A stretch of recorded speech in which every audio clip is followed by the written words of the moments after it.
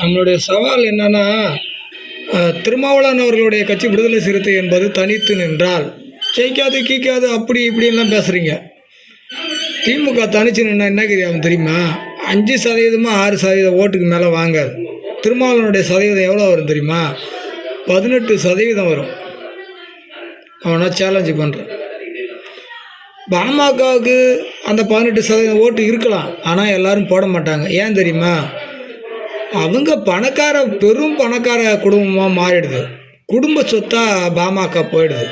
அப்போ நமக்கு ஏன் அப்படின்னு விலகுறாங்க. ஆனால் வன்னியர் சங்கத்தினுடைய போராட்டம் கடந்து வந்த பாதைகள் மிகவும் வலிமையானது, மிகவும் திறமையானது. ராமதாஸ் அவர்களுக்கு போன்ற ஒரு திறமையான ஒரு அரசியல்வாதி இனிமேலாம் பார்க்க முடியுமானா வன்னியர் சமுதாயத்துக்கு பார்க்கறதுக்கு வாய்ப்பு கம்மி. ஏன்னா சொத்து அதிகமானதுனால சொத்தை பாதுகாக்கிறதுக்காகவே அன்புமணி ராமதாஸ் அவர்கள் கட்சியை வழி நடத்துவார். அதனால் அந்த திறமையும் அந்த பங்களிப்பையும் இனிமேல் எதிர்பார்க்க முடியாது. ஆனால் திருமாவளவன் இருக்கும் வரை இந்த விடுதலை சிறுத்தையினுடைய பங்களிப்பு திறமையாக தான் இருக்கும். ஏன்னா அவர் தமிழ்நாட்டில் இருந்து தேசிய தலைவராக மாறுவதற்கு முயற்சி எடுத்து போயிட்டார். அப்போ திறமையானவர் தானே.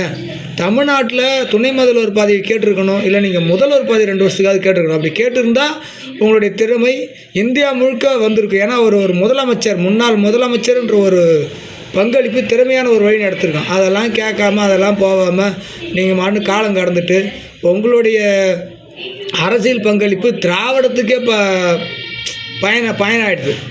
நீங்கள் திராவிடத்தினுடைய ஒரு பயனாளி ஆகிட்டீங்க. பேருந்தில் பஸ்ஸில் ஏறி போயிட்டு வர மாதிரி திராவிடத்தினுடைய சாதனைகளுக்கு நீங்கள் கூடவே போய் வந்துட்டீங்க. அதனால் உங்களுடைய பலமும் உங்களுடைய பலகீனமும் அவங்களுக்கு தெரிஞ்சு போச்சு.